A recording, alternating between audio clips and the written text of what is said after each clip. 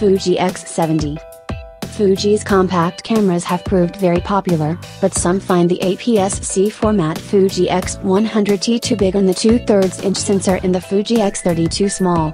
Well, the X70 could be just right. This new camera has the same 16.3MP APS-C format X-Trans CMOS II sensor and EXR Processor II as the X100T, but these are joined by an 18.5mm f/2.8 lens which gives an effective focal length of 28mm, significantly wider than the 35mm equivalent lens on the X100T. There are also digital teleconverter options that crop images to replicate 35mm and 50mm framing.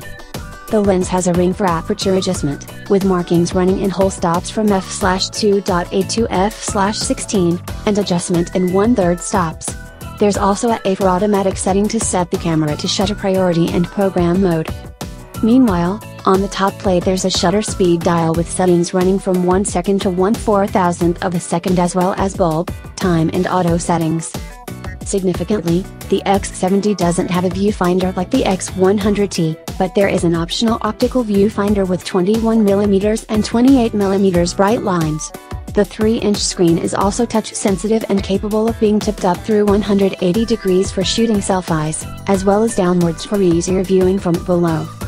The X70 has the same hybrid, phase and contrast detection, autofocus system as the X100T, which means that there are single point, zone and wide, tracking modes, along with 3D tracking and eye detection. The claimed f-response time is 0.08 seconds and there's a maximum continuous shooting speed of 8 FPS, frames per second.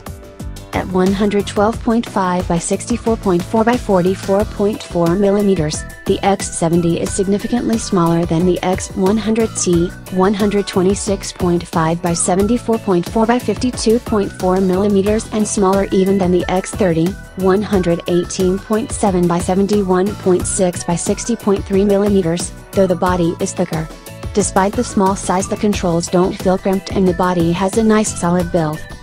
A shallow rubberized grip on the front of the camera along with a small pad on the back with a pronounced ridge make the camera feel comfortable and safe in your hand. It's reasonable to assume that the X70 will produce images of similar quality to those from the Fuji X100T as it uses the same sensor and processing engine, but with a shorter focal length lens. This means that we can expect noise to be controlled well and only really make an appearance in images taken at ISO 3200 and above. Detail should also be well rendered up to around ISO 12800 when the impact of noise and its removal comes to bear.